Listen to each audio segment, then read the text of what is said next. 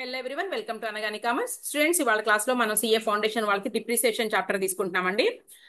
అయితే ఈ depreciation chapter లో మనకి రేజ్ అయ్యేటటువంటి క్వశ్చన్స్ ఏంటి లేదా టాపిక్స్ ఏంటి డిప్రిసియేషన్ చాప్టర్ నుంచి అంటే, అసలు డిప్రిసియేషన్ అనేది వేటి మీద ప్రొవైడ్ చేస్తాము ఫస్ట్ క్వశ్చన్.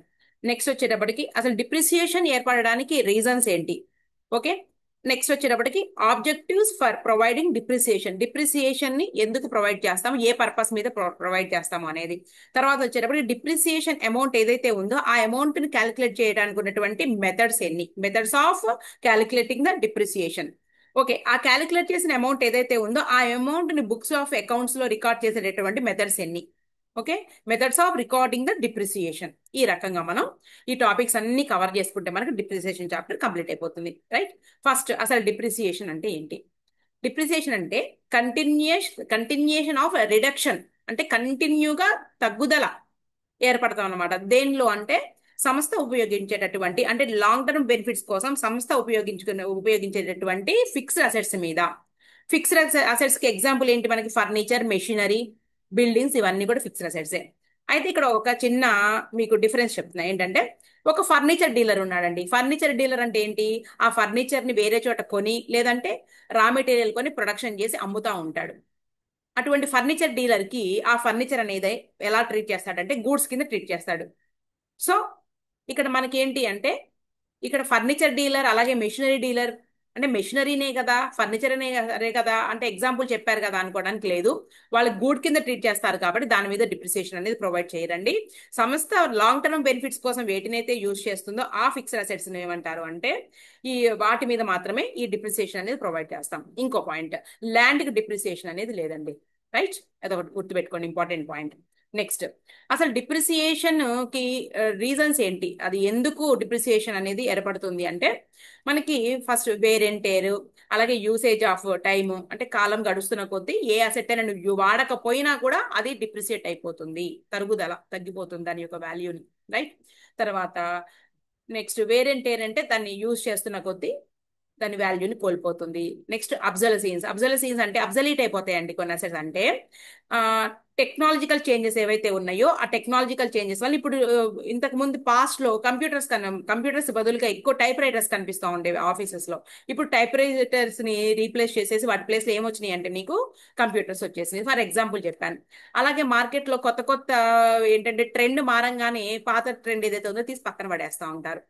ఓకేనా, వీటిని ఏమంటారు అంటే అబ్జలీట్ అయిపోయినాయి, అంటే అబ్జలసీన్స్ అంటారు అనమాట. అంటే వేరెంటే నెక్స్ట్ ఏమన్నానండి నేను, ప్యాసేజ్ ఆఫ్ టైం, తర్వాత వచ్చేటప్పటికి అబ్జలసీన్స్, తర్వాత డిప్లీషన్.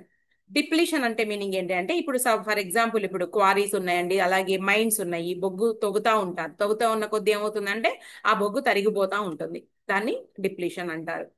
ఓకేనా, ఈ రకంగా మనకి డిప్రిసియేషన్ కి డిప్రిసియేషన్ ఏర్పడటానికి రీజన్స్ అనమాట ఇవి. Right.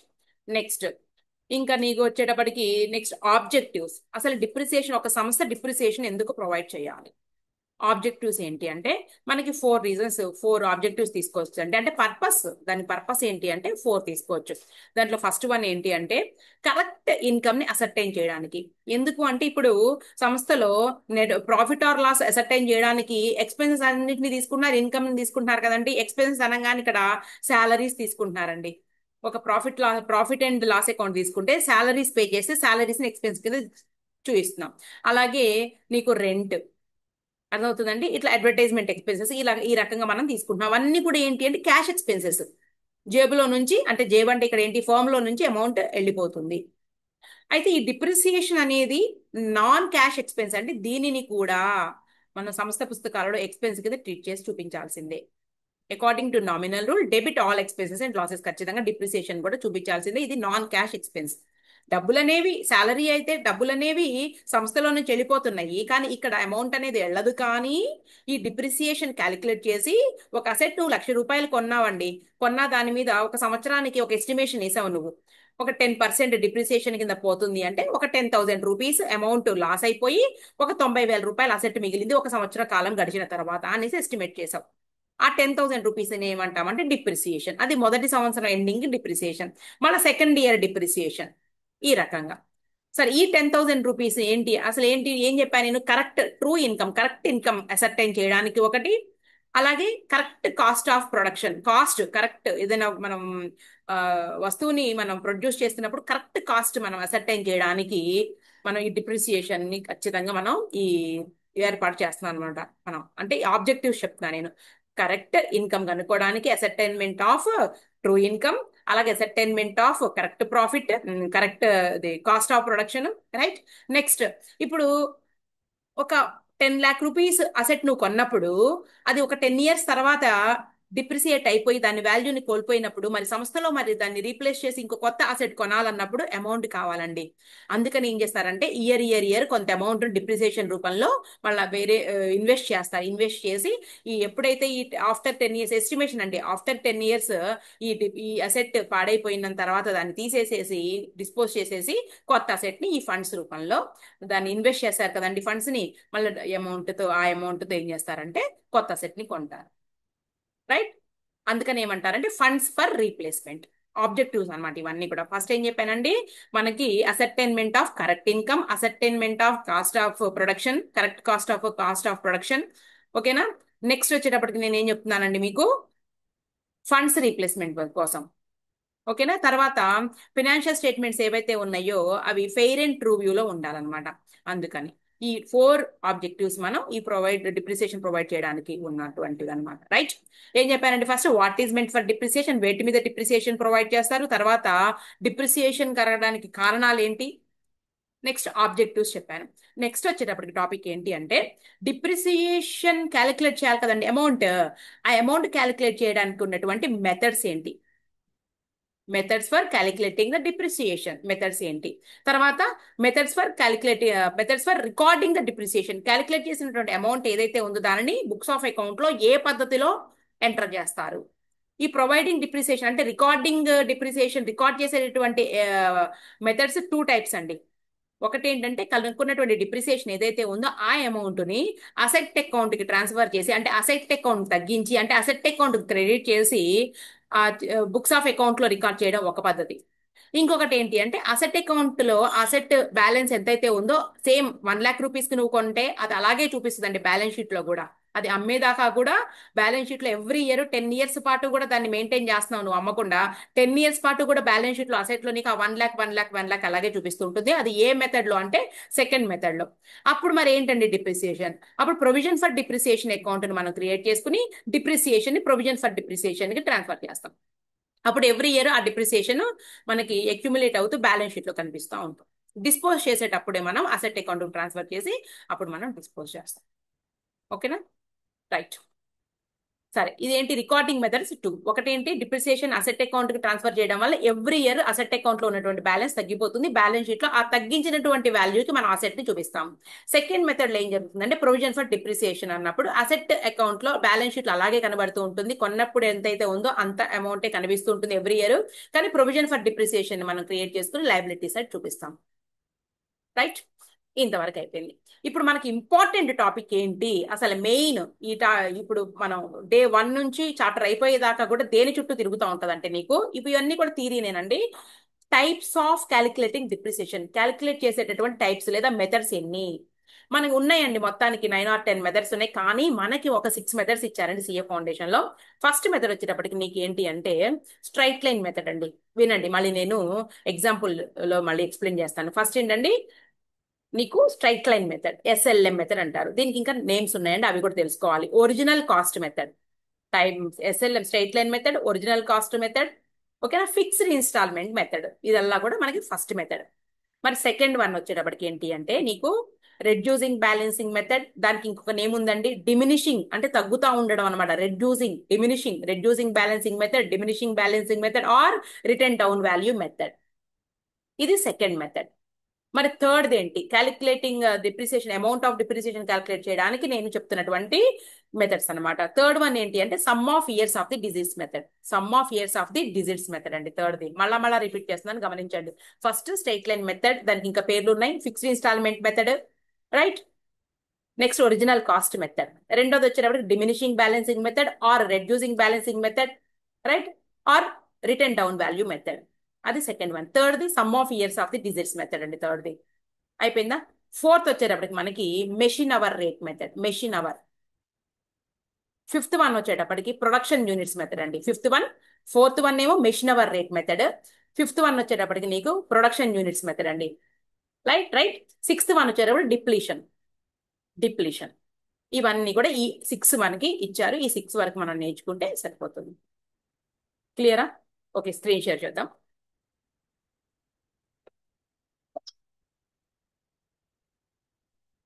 Okay,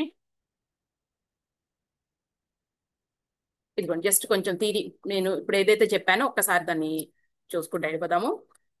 objectives of providing depreciation to ascertain true result of operations. దీనే నేను ఏమన్నాను అంటే ఇన్కమ్ అని చెప్పాను. To present true and fair value of the financial position. To accumulate funds for the replacement of assets. To ascertain the cost of production. ఈ four. తర్వాత factors affecting the amount of depreciation. Cost of asset. Depreciation calculate చేయాలంటే asset cost తెలిసి ఉండాలి. Expected useful life ఎంతకాలం పనిచేస్తుంది అది. Estimated residual value అంటే ఆ ఎస్టిమేటెడ్ యూస్ఫుల్ లైఫ్ ఏదైతే ఉందో ఆ ఎస్టిమేటెడ్ యూస్ఫుల్ లైఫ్ తర్వాత ఇంక ఎంత మిగిలింది అనే విషయం అనమాట. ఓకే, కాన్సెప్ట్ ఆఫ్ డిప్రిసియేషన్ అండి ఇది. ఒకసారి చూద్దాం.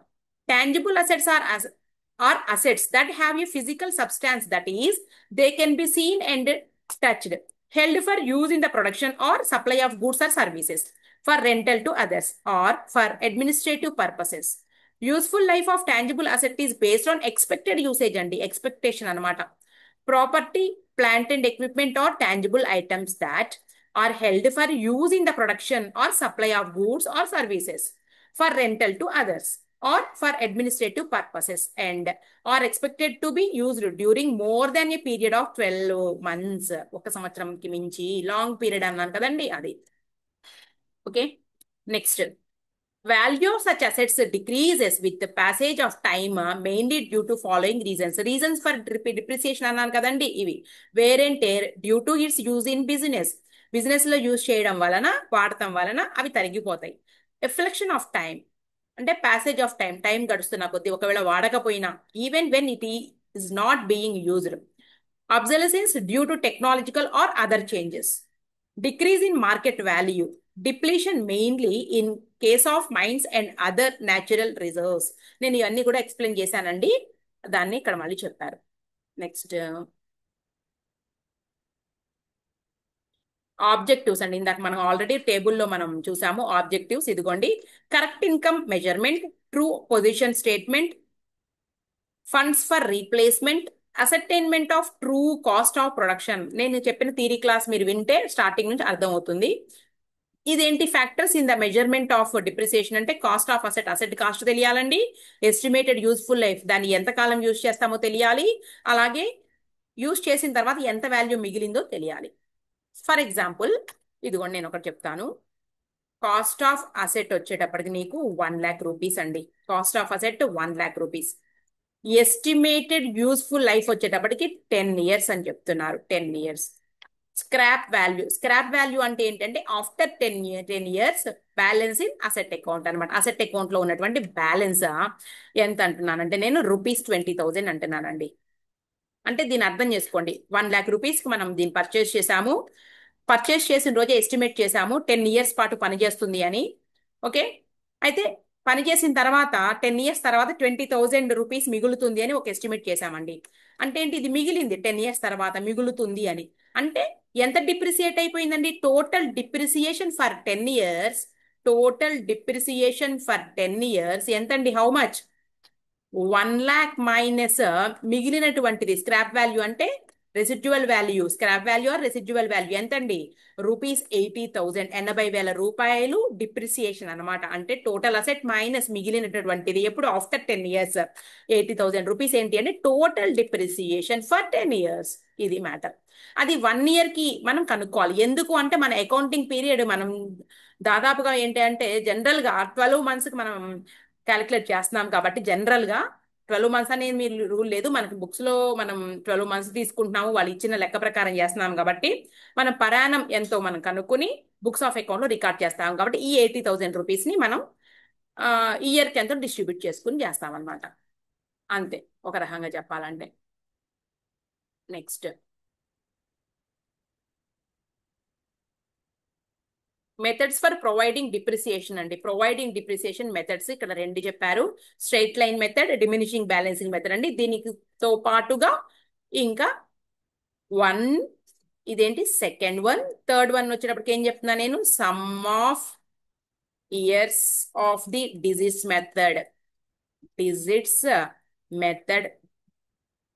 తర్వాత ఫోర్త్ వన్ ఏం చెప్పానండి నేను, machine hour, machine hours method. తర్వాత production units method, production units method. తర్వాత డిప్లీషన్ మెథడ్, డిప్లీషన్. ఈ మూడు ఒక రకంగానే ఉంటాయి. ఏ మూడు? ఈ మూడు ఒక రకంగానే ఉంటాయి. Right? Okay. Some of straight line method కి ఇంకా నేమ్స్ ఏం చెప్పానండి నేను, ఎస్ఎల్ఎం మెథడ్ అంటారు కదా. స్ట్రైట్ లైన్ మెథడ్ అంటే ఫిక్స్డ్ ఇన్స్టాల్మెంట్ మెథడ్, ఇది తెలుసుకోవాలి. Fixed installment method. Next one వచ్చేటప్పటికి original cost, original cost method. Diminishing balancing method కి ఇంకా పేర్లు ఏమున్నాయండి, reducing balancing method, reducing balancing method. ఇంకొకటి ఉందండి డబ్ల్యూడివి, రిటర్న్ డౌన్ వాల్యూ, అంటే తగ్గినటువంటి వాల్యూ మీద క్యాల్కులేట్ చేస్తాం, అందుకని రిటర్న్ డౌన్ వాల్యూ మెథడ్. ఇవన్నీ కూడా నేమ్స్. ఓకే, ఇక్కడ మనకి స్ట్రైట్ లైన్ మెథడ్ స్టార్ట్ అయ్యింది. నేను ఎగ్జాంపుల్లోకి వెళ్ళిపోతాను. ఏ సమ్ అయినా కానీ ఒక్క ఎగ్జాంపుల్ తీసుకుని నేను అన్ని కూడా ఎక్స్ప్లెయిన్ చేస్తానండి. ఆ మెథడ్స్ అన్ని ఆల్రెడీ రాసేసాం కదా.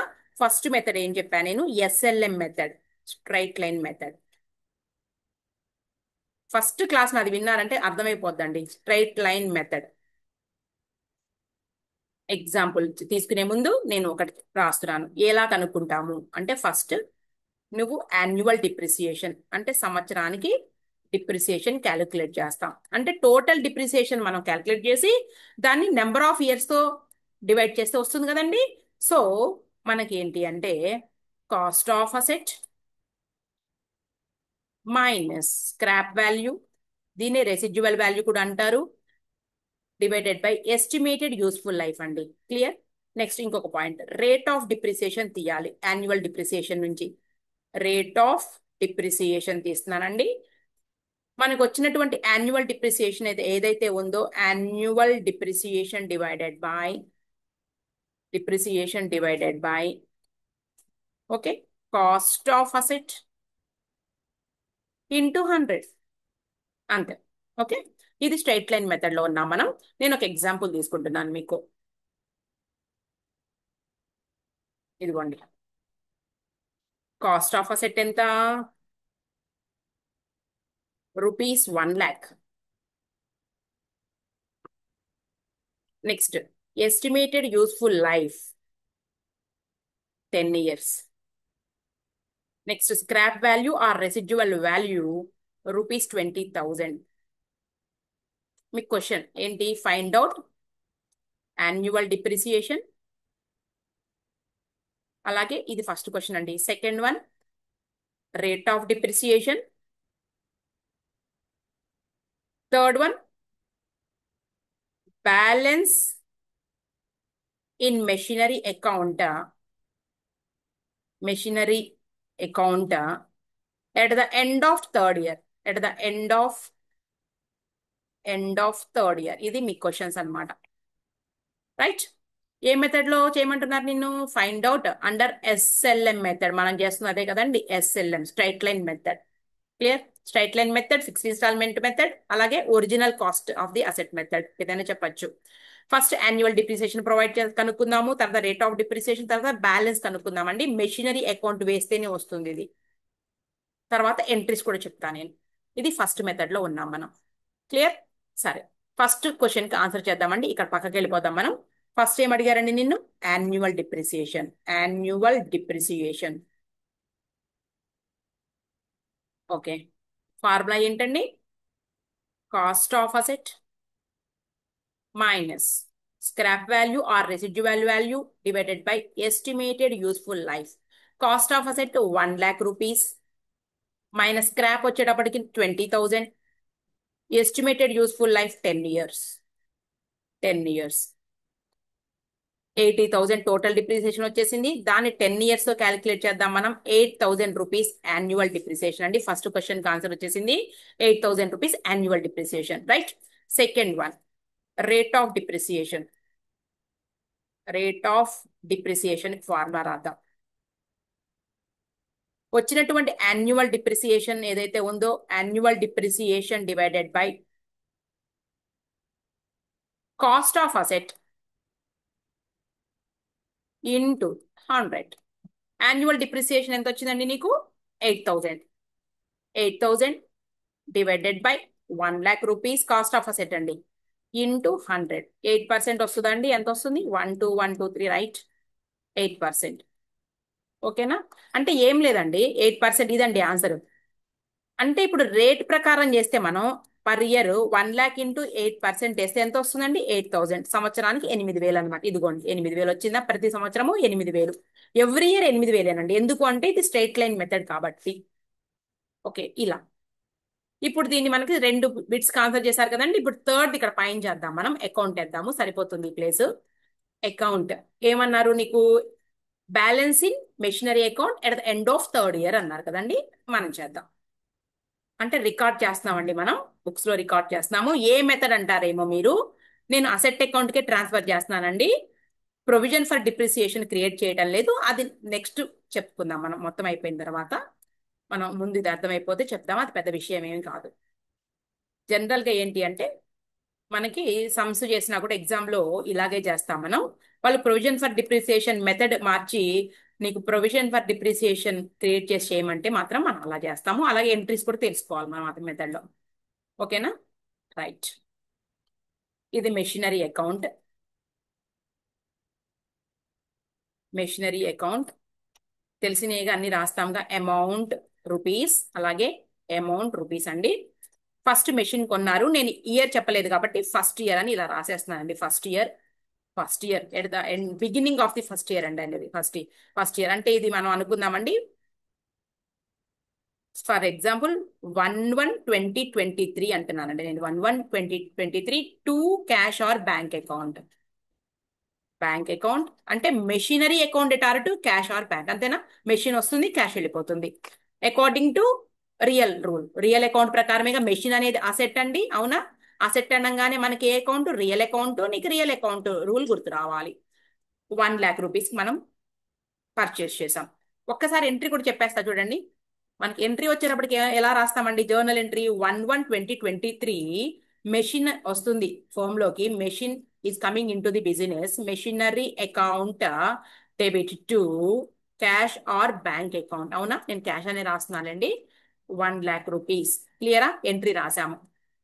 తర్వాత ఏం జరుగుతుందండి? 31/12/2023కి డిప్రిసియేషన్ ప్రొవైడ్ చేస్తున్నామండి.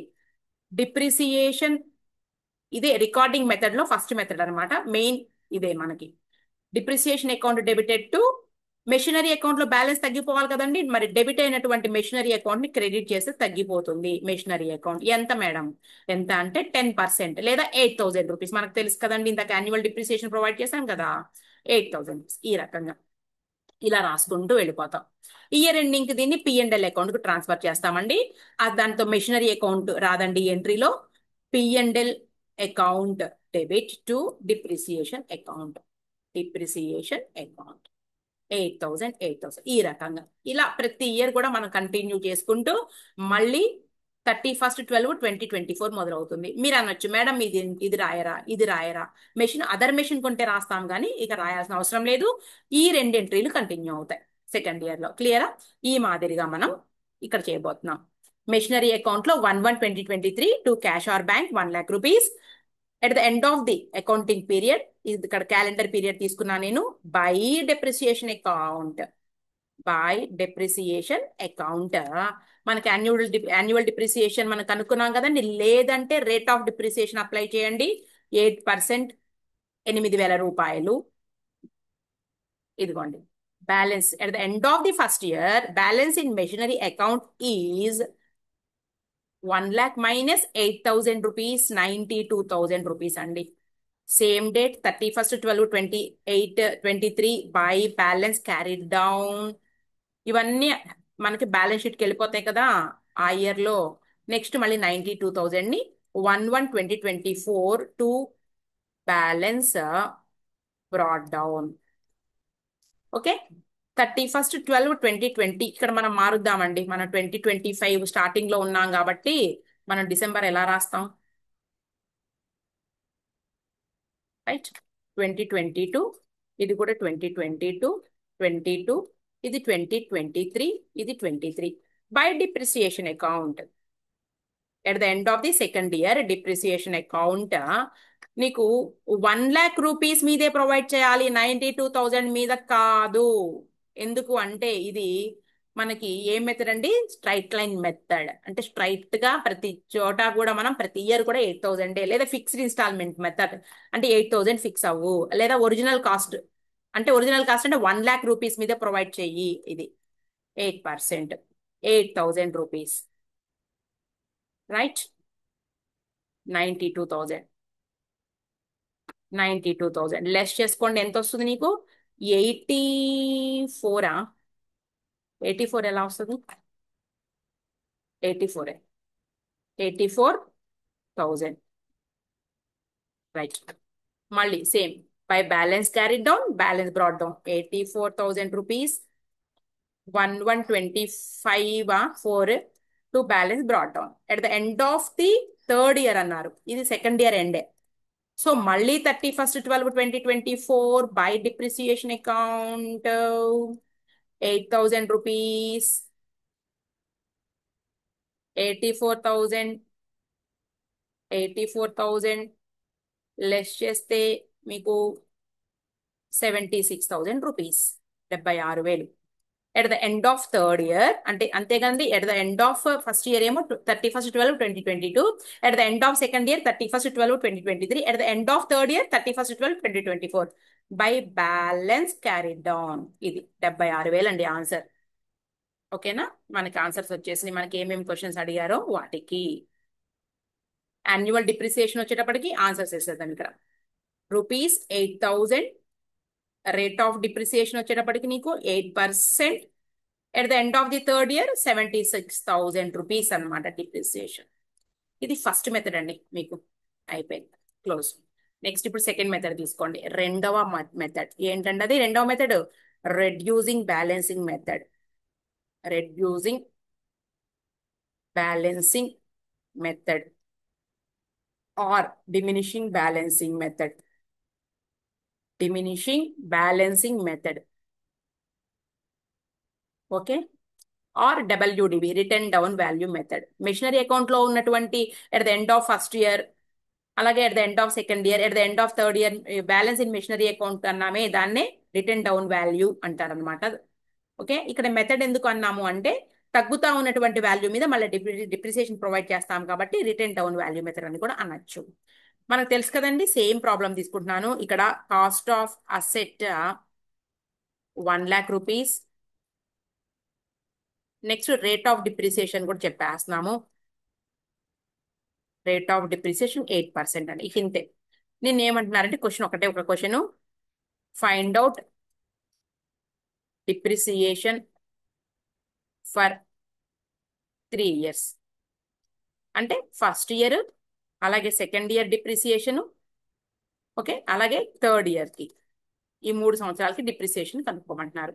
లేదా టోటల్ డిప్రిసియేషన్ ఫర్ 3 years ఏదైనా కావచ్చు.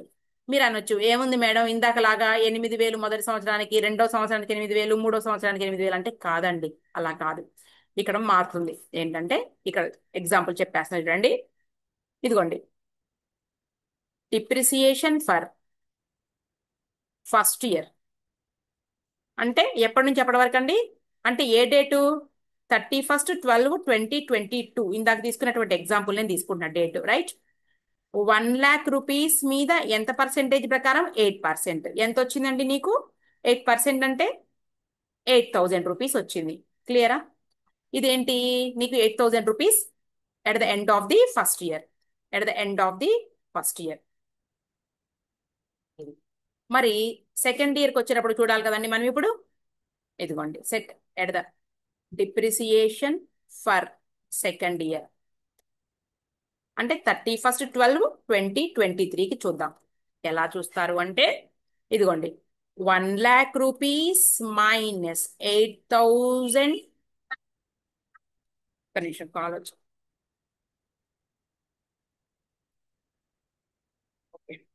8,000 ఇంటూ 8% అర్థం చేసుకోండి 1,00,000 మైనస్ 8,000 ఇంటూ 8% అంటే 92,000 మీద నువ్వు 8% ప్రొవైడ్ చేయాలి అంటే మీనింగ్ ఏంటి అంటే ఎవ్రీ ఇయర్ కూడా ఈ డిప్రిసియేషన్ ఏదైతే ఉందో దాన్ని లెస్ చేస్తే వచ్చినటువంటి అమౌంట్ ఏదైతే ఉందో దాని మీద ప్రొవైడ్ చేయాలి ఇక్కడ అది సో 92,000 ఇంటూ 8% అండి 7,360 వచ్చింది 7,360 ఇది ఫస్ట్ ఇయర్ డిప్రిసియేషన్ ఇది సెకండ్ ఇయర్ డిప్రిసియేషన్ ఇప్పుడు థర్డ్ ఇయర్ డిప్రిసియేషన్ వచ్చేటప్పటికి రాద్దాం డిప్రిసియేషన్ ఫర్ థర్డ్ ఇయర్ అంటే 31/12/2024కి 92,000 ఉంది కదండి డబ్ల్యూడివి 92,000 మైనస్ ఈ ముందొచ్చినటువంటి డిప్రిసియేషన్ ఏదైతే ఉందో 7,360 లెస్ చేస్తే వచ్చే అమౌంట్ ఉంది కదా దాని మీద 8% ప్రొవైడ్ చేయాలి సో 92,000 మైనస్ 7,390 ఇంటూ 8% 6,768 అంటే 6,768.8 వచ్చింది దాన్ని నేను అడ్జస్ట్ చేస్తున్నాను 69 ఇది 3 ఇయర్స్ అండి ఓకే 1 2 3 దీని అకౌంట్లోకి వెళ్ళేటప్పుడు ఏం చేస్తామండి మనం ఇదిగోండి సేమ్ దీన్నే తీసుకుంటున్నాను నేను మళ్ళీ దీన్నే తీసుకుని ఫస్ట్ ఇయర్ ఇంతేనండి మార్పు లేదు నెక్స్ట్ ఇయర్ మాత్రం చేంజ్ అవుతుంది ఇదిగోండి చూడండి ఒకసారి 84,000 కాదండి ఒక్క నిమిషం అండి ఒక కాల్ అటెండ్ చేసి మాట్లాడి చెప్తాను 1 minute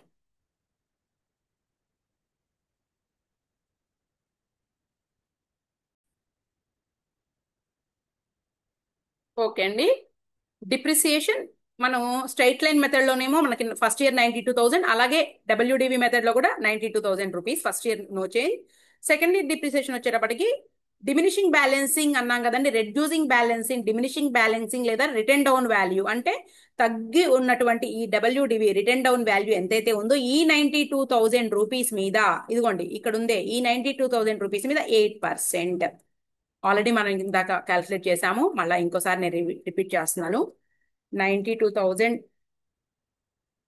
into 8% 7,360 okay so 92,000 rupees 92,000 two sides minus 84,640 rupees by balance carried down ఇక్కడ మళ్ళీ చేంజ్ అవుతుంది కదండి 84,640 మళ్ళీ డిప్రిసియేషన్ కూడా చేంజ్ అవుతుంది ఇక్కడ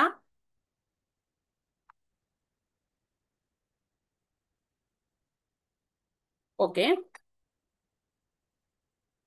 ఇదిగోండి దీని మీద ప్రొవైడ్ చేయాలి ఈ అమౌంట్ మీద 84,640 ఇంటూ 8% 67,067 ఒక్క నిమిషం మళ్ళీ చూద్దాం 84,640 ఇంటూ 8%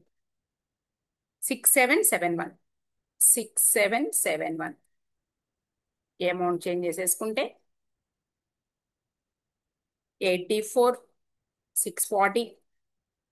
84,640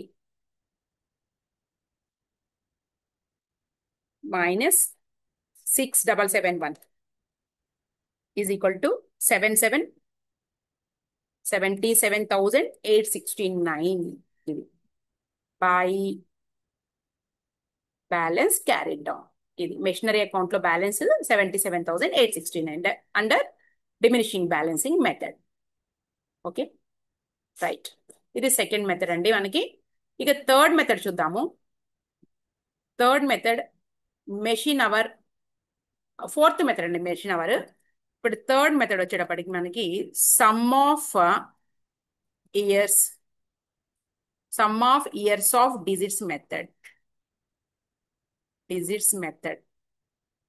ఓకే ఇక్కడ కూడా మనకి ఏంటంటే ఇన్ఫర్మేషన్ కాస్ట్ ఆఫ్ అసెట్ ఇస్తారండి. రూపీస్ 1 lakh అనుకుందాం మనం. ఇక్కడ కూడా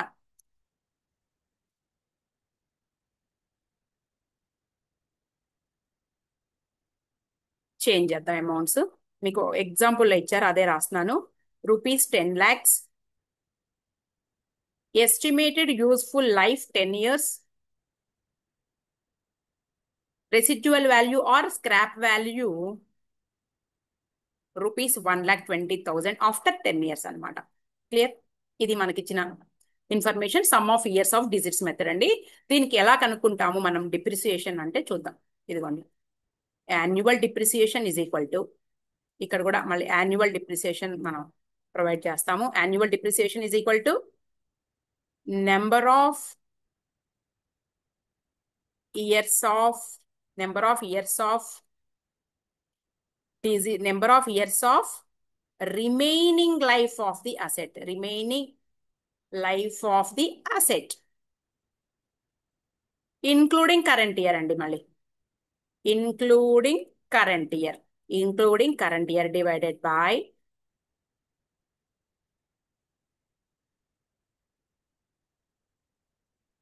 total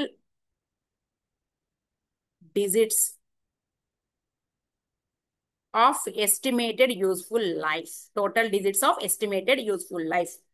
బాగా వినండి, మనకి ఇన్ఫర్మేషన్ ఇలా ఇస్తారు. Cost of asset 10 lakhs, estimated useful life 10 years, scrap value 1,20,000. Annual depreciation ఇదిగోండి, number of years of remaining life of, ఇక్కడ యాన్యువల్ డిప్రిసియేషన్ అనడం కన్నా మనం డిప్రిసియేషన్ అని అందాము. ఎందుకు అంటే మళ్ళీ first year depreciation, second year depreciation change అవుతూ ఉంటుంది కాబట్టి. Number of years of remaining life of the asset, total digits of estimated useful life. మీకు ఫస్ట్ది నెంబర్ ఆఫ్ ఇయర్స్ ఎలాగో చెప్తా చూడండి.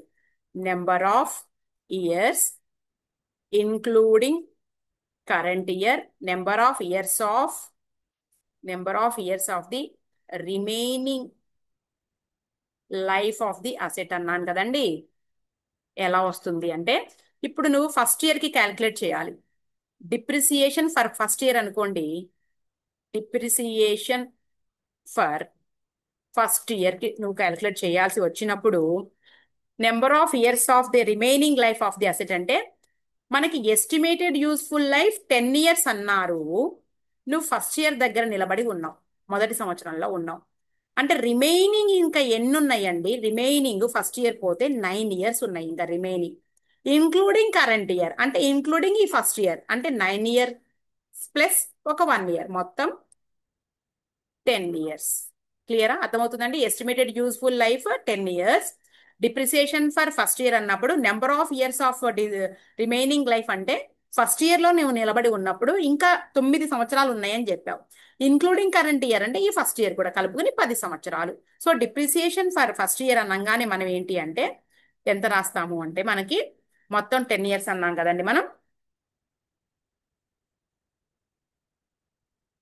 అప్పుడు number of years of remaining life of asset అన్నాగా, అంటే టోటల్ గా మనం మొత్తం 10 years అండి. దీని ఆన్సర్ ఏంటి అంటే 10 years రాస్తాం క్యాల్కులేట్ చేసేటప్పుడు. ఇది వచ్చేసింది నీకు. నెక్స్ట్ వచ్చేటప్పటికి ఏంటి, total digits of estimated useful life మనం ఇప్పుడు కనుక్కోవాలి. అది ఎలా వస్తుంది అంటే ఇక్కడ చెప్తున్నా చూడండి. Total digits of estimated useful life, దీని మీనింగ్ ఏంటంటే, మొత్తం మనకి ఎస్టిమేటెడ్ యూస్ఫుల్ లైఫ్ ఎంత అండి? 10 years అన్నారు కదండి. 10 years డిజిట్స్ అంటే ఏంటి నీకు? 10, 9, 8, 7, 6, 5, 4, 3, 2, 1 ఈ అన్నిటి మొత్తము అన్నప్పుడు మనం 10 + 9 + 8 + 7 ప్లస్ అంటే 10th year, 9th year, 8th year, 7th year, 6th year, next 5th +4 +3 +2 +1/2 ఎంత వస్తుంది? క్యాల్కులేట్ చేస్తే మొత్తం కూడా మనకి 110/2 ఈజ్ ఈక్వల్ టు 55. దీని ఆన్సర్ 55. ఇంకొక రకంగా కూడా చేయొచ్చు దీన్ని. ఎలా? సింపుల్ గా n × n + 1/2. n అంటే నెంబర్ ఆఫ్ వచ్చేటప్పటికి 10 years, 10 + 1/2. So 110/2 is equal to 55. అర్థమైందా? ఇది total digits of estimated useful life ఎంతండి 55. సో మనం ఇక్కడికి వచ్చేసేయండి. ఇక ఇదిగోండి డిప్రిసియేషన్ క్యాల్కులేట్ చేయబోతున్నాం. Number of years of remaining life of asset by total digits of estimated useful life. ఇది చేంజ్ అవ్వదండి ఏ ఇయర్ డిప్రిసియేషన్ అయినా కూడా. నేను ఇది డిప్రిసియేషన్ ఫర్ ఫస్ట్ ఇయర్ తీయబోతున్నానండి. డిప్రిసియేషన్ ఫర్ ఫస్ట్ ఇయర్ కి నేను ఇప్పుడు క్యాల్కులేట్ చేస్తున్నాను. సో మనకి ఫస్ట్ ఇయర్ కాబట్టి ఏం చెప్పానండి, ఇన్క్లూడింగ్ కరెంట్ ఇయర్ అంటే 10 years డివైడెడ్ బై 55. ఇంకా ఉందండి అవ్వలేదు. ఏంటంటే into cost of asset minus scrap value. Cost of asset minus scrap value అండి. Into cost of asset minus scrap value. ఇది మన ఫార్ములా. క్లియరా? దీన్ని ముందుకు రాద్దామండి. నేను ఇక్కడ రాస్తున్నాను. కాస్ట్ ఆఫ్ అసెట్ వచ్చేటప్పటికి 10 lakh rupees minus 1,20,000. Okay, into 10/55. Okay, దీన్ని నేను ఇక్కడ రాసుకున్నాం. క్లియర్? ఇప్పుడు మనం ఫస్ట్ ఇయర్ డిప్రిసియేషన్ క్యాల్కులేట్ చేస్తున్నాం. So 10 lakh minus 1,20,000 minus 1,20,000 into 10/55 is equal to first year depreciation is rupees 1,60,000. క్లియరా? ఇలా వస్తుంది. అదే సెకండ్ ఇయర్కి వచ్చేటప్పటికి డిప్రిసియేషన్ ఫర్ సెకండ్ ఇయర్ ఇదిగోండి నెంబర్ ఆఫ్ ఇయర్స్ ముందు ఇది రాసేసుకోండి. 10 lakh minus 1,20,000 into second year అనగానే రిమైనింగ్ 8 years ఉన్నాయి ఇన్క్లూడింగ్ కరెంట్ ఇయర్ కాబట్టి 9/55. చూద్దాం. 8,80,000 in 8,80,000 into 9/55 is equal to 1,44,000 rupees. ఇలా అండి ప్రొవైడ్ చేసేది మనం. క్లియరా? రైట్, ఇట్లా చేస్తాం. ఇదే నువ్వు థర్డ్ ఇయర్ అంటే మొత్తం కలిపి నీవు సరే డిప్రిసియేషన్ ఫర్ థర్డ్ ఇయర్ కూడా చేద్దాము. Depreciation for third year same 1 lakh minus 1,20,000 into 8/55 is equal to తీసుకున్నానండి, క్యాల్కులేట్ చేస్తున్నాను. Into 8/55 is equal to 1,28,000 rupees. 1,28,000 rupees. Okay, ఈ 3 సంవత్సరాల డిప్రిసియేషన్ యాడ్ చేస్తే ఎంత వచ్చిందండి? 1,60,000 ప్లస్ 1,44,000 ప్లస్ 1,28,000 రూపీస్. 4,32,000 వచ్చింది మనకి. 4,32,000 అంటే balance in machinery account at the end of third year ఎంతండి? మొత్తం 1 lakh రూపీస్ అసెట్. 1 lakh మనకి 10 lakhs కదా. 10 lakhs minus total depreciation for 3 years 4,32,000 is equal to 5,68,000 వచ్చింది. 5,68,000. అయితే మీకు ఒక విషయం చెప్తున్నా నేను. ఈ బ్యాలెన్స్ ఇన్ మెషినరీ అకౌంట్ కావాలి అంటే మనం ఏం చేసామండి, టోటల్ కాస్ట్ ఆఫ్ అసెట్ లో నుంచి టోటల్ 3 years డిప్రిసియేషన్ తీసేసాం. అయితే మనం ఇంత ప్రాసెస్ చేయవసరం అంటే first year, second year, third year ఇవన్నీ చేయకుండా మనకు 3 years డిప్రిసియేషన్ కావాలి అంటే సింపుల్ గా చెప్తా చూడండి. డిప్రిసియేషన్ ఫర్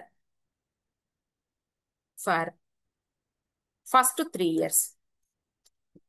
ఓకేనా?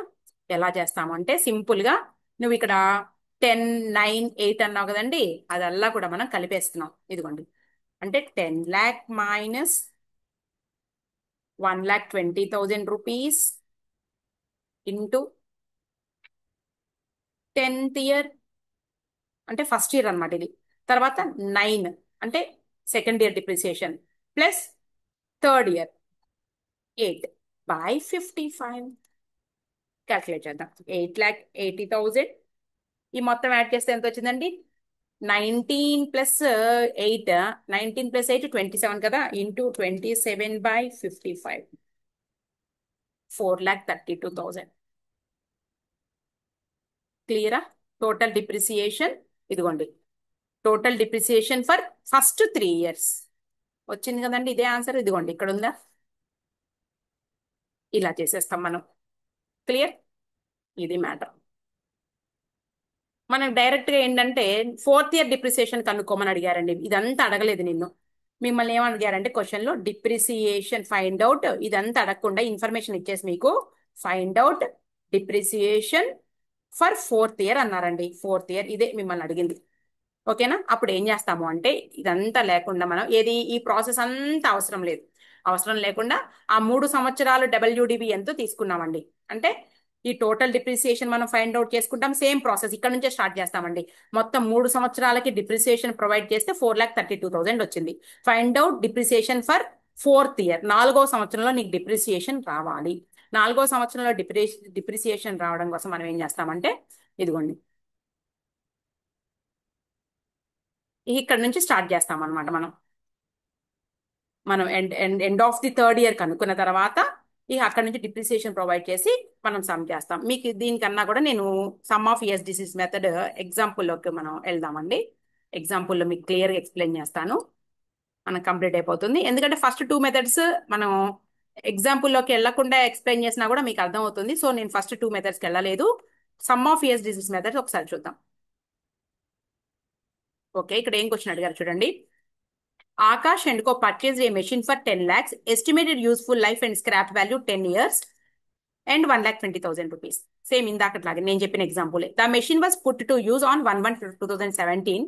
Show machinery account and depreciation account in their books for 2022 by using sum of years digits method అన్నారండి. ఇప్పుడు ఏం చేస్తున్నాం మనం? ఏ ఇయర్కి అడిగారు? నీకు ఒక్క సంవత్సరానికి అడిగారు, అది కూడా 2022, 2022 అంటే నీకు 17 కంప్లీట్ అవ్వాలి, 18 కంప్లీట్ అవ్వాలి, 19 కంప్లీట్ అవ్వాలి, 20 కంప్లీట్ అవ్వాలి, 21 కూడా కంప్లీట్ అవ్వాలి. కంప్లీట్ అయిన తర్వాత నీకు 2022 ఇయర్లో ఓపెనింగ్ బ్యాలెన్స్తో నువ్వు ఉండాలి. అర్థమవుతుందండి? ఓపెనింగ్ బ్యాలెన్స్ ఎప్పుడు? ఓపెనింగ్ బ్యాలెన్స్ ఇన్ 2022కి నీకు కావాల్సి ఉంటుంది. ఎందుకు అంటే ఇక్కడ అడిగింది ఏంటి? Show machinery account and depreciation account in there books for 2022 అన్నారు. కాబట్టి నీకు ఓపెనింగ్ బ్యాలెన్స్ 2022కి నువ్వు రావాలి అన్నప్పుడు మనం ఏం చేయాలి అంటే ఈ 5 సంవత్సరాల డిప్రిసియేషన్ అమౌంట్ మనం తీసేసి దేంట్లోంచి 10 lakh రూపీస్ నుంచి తీసేసి depreciation, total depreciation for 5 years, 1 2 3 4 5 first 5 years depreciation 10 lakh rupees నుంచి తీసేస్తే మనం 2022 ఓపెనింగ్ బ్యాలెన్స్కి వస్తాము. అర్థమవుతుందండి? 2021 వరకు మనం డిప్రిసియేషన్ లెస్ చేయాలి. సో మనం జస్ట్ నేను ఇక్కడ మీకు ఇక్కడే చెప్పేస్తున్నానండి. ఇదిగోండి 10 lakh rupees minus 1,20,000 rupees scrap value into మనకి 5 years కదా, 10 + 9 + 8 + 7 + 6 అవునా? సరిపోయిందా? రైట్. బై 55, 10 years కాబట్టి సో 8,80,000 ఇంటూ 10 + 9 + 8 + 7 + 6 40 బై 55 ఇంటూ 8,80,000 6,40,000 వచ్చింది. రూపీస్ 6,40,000. ఇది ఏంటి అంటే ఈ 5 సంవత్సరాలకి కలిపినటువంటి డిప్రిసియేషన్. అంటే నీకు balance in machinery account balance in machinery account ఎప్పుడంటే 1/1/2022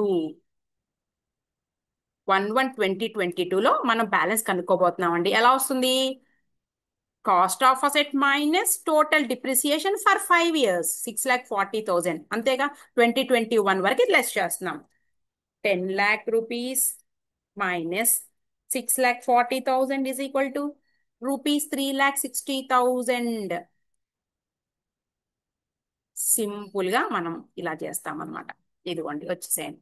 ఇదిగోండి 2022లో చేయమన్నారు. ఇదిగోండి January 1st balance 3,60,000 by depreciation 80,000. ఇది ఎలా వచ్చింది మేడం? ఎలా వచ్చిందంటే నువ్వు ఏ ఇయర్ డిప్రిసియేషన్ క్యాలిక్యులేట్ చేయాలి? 6th year డిప్రిసియేషన్ క్యాలిక్యులేట్ చేయాలి. అవునా? Depreciation for 6th year sixth year. ఎలా వస్తుందండి సిక్స్త్ ఇయర్ అంటే? రిమైనింగ్ ఇయర్స్ ఇంకెన్ని ఉన్నాయండి? 6వ సంవత్సరంలో మేము నిలబడి ఉన్నావు అంటే రిమైనింగ్ ఇంకెన్ని ఉన్నాయి? Remaining 4 plus current year 5 plus 55, right, into 8,80,000 direct వేసేస్తున్నానండి నేను ఇక్కడ. So 555 into 8,80,000 is equal to 80,000 rupees. That's all. Depreciation for 6th year. Over. ఇదిగోండి, ఇది వాళ్ళు అడిగిన అటువంటి ఆన్సర్. ఇది ఇలా చేయాలి, ఇంతే. ఇదంతా ప్రాసెస్ ఇప్పుడు నేను చెప్పింది చూసుకోండి మీరు. అయిపోయిందండి. Machine hour rate, fourth method అండి ఇది. మెషిన్ అవర్ రేట్ చాలా చాలా సింపుల్ ఇది. ఇక్కడ ఏంటి అంటే టోటల్ ఎస్టిమేటెడ్ అవర్స్ ఇస్తారండి.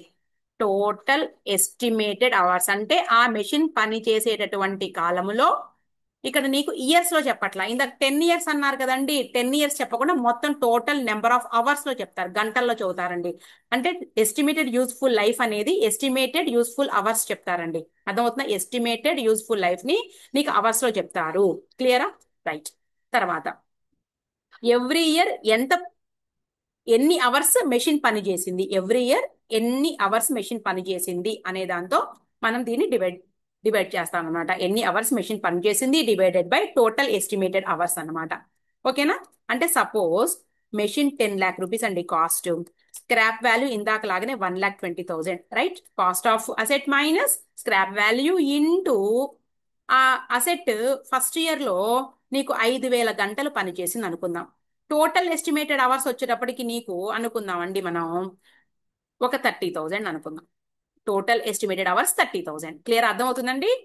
మనకు కావాల్సింది ఏంటి అంటే ఫస్ట్ ఇయర్ డిప్రిసియేషన్ కావాలి. ఫస్ట్ ఇయర్ 5,000 గంటలు పనిచేసింది. టోటల్ నెంబర్ ఆఫ్ అవర్స్ అంటే ఆ మెషిన్ ఉన్నంత కాలంలో 30,000 గంటలు పనిచేస్తాను ఎస్టిమేట్ చేశారు. Asset value minus scrap value ఇలా క్యాల్కులేట్ చేస్తారు. అర్థమైంది అనుకుంటున్నా నేను. డిప్రిసియేషన్ ఎంతైతే అంత. లేదు మాకు సెకండ్ ఇయర్ కావాలి, సెకండ్ ఇయర్ ప్రొడక్షన్ ఇస్తారండి. సెకండ్ ఇయర్ ప్రొడక్షన్ కాదు, సారీ, సెకండ్ ఇయర్ ఎన్ని అవర్స్ పనిచేసింది? 3,000 అవర్సే పనిచేసింది. ఓకే, ఇది మారదు.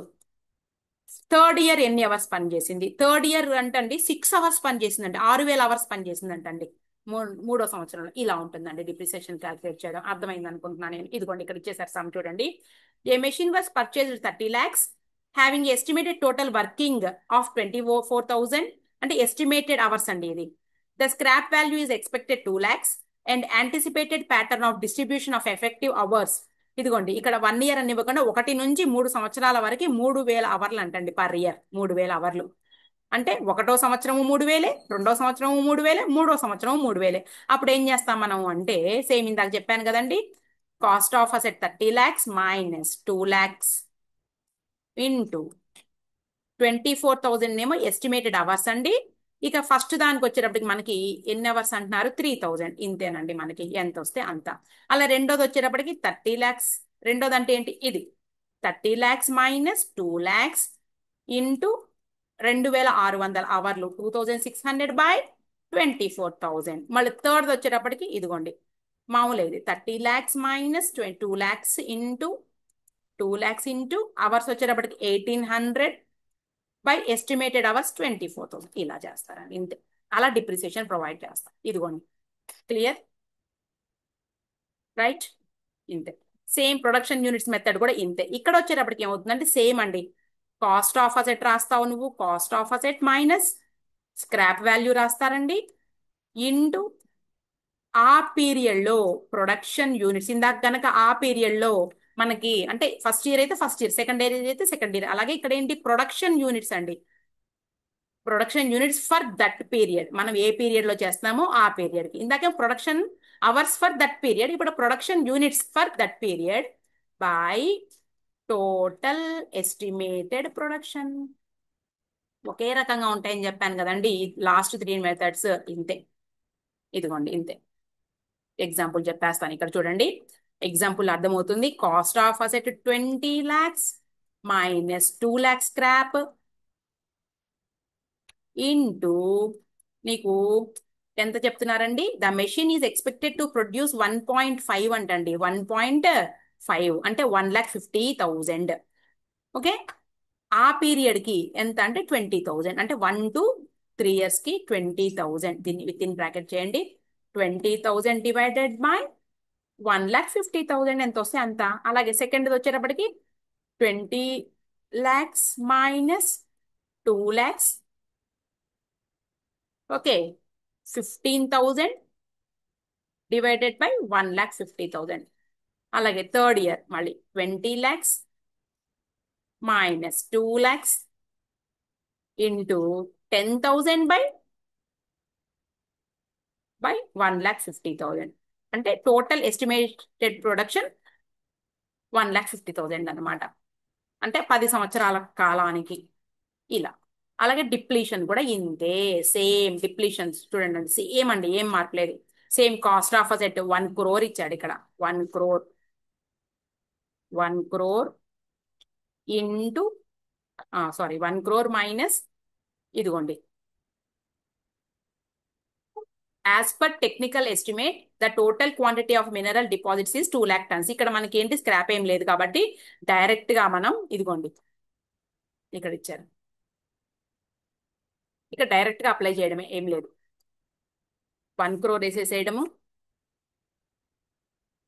1 crore అంటే అసెట్ వాల్యూ ఇక్కడ మనకి ఏంటంటే to lease of a quarry mines అని చెప్పాం కదండి అది 1 crore అనమాట ఇంటూ 2,000 tons డివైడెడ్ బై ఇక్కడ ఏంటంటే టోటల్ డిప్రిసియేట్ అయిపోయినట్టు అనమాట 1 crore కూడా 2,000 ఇన్ బై ఇదిగోండి ఎస్టిమేషన్ వచ్చేటప్పటికి 2 lakh ఇలా నెక్స్ట్ ఇయర్ వచ్చేటప్పుడు మళ్ళీ 1 crore ఇంటూ ఇదిగోండి 10,000 డివైడెడ్ బై టోటల్ వచ్చేటప్పటికి 2 lakh ఇలా థర్డ్ ఇయర్ వచ్చేటప్పుడు మళ్ళీ 1 crore ఇంటూ 15,000 బై 2 lakh ఇలా చేస్తే మనకి డిప్రిసియేషన్ వస్తుంది ఇదిగోండి ఇలా చేస్తాం మళ్ళీ ఓకేనా ఇంతే ఇవల్ల కూడా మనకి 6 మెథడ్స్ అండి ఈ మెథడ్స్ అలా కూడా ఈ క్లాస్లో అయిపోయినాయి నెక్స్ట్ ఏంటి అంటే profit or loss on the sale or disposal of property plant or and equipment ఇంతే నెక్స్ట్ క్లాస్లో ఇక డెప్త్కి వెళ్ళిపోతారండి చాప్టరు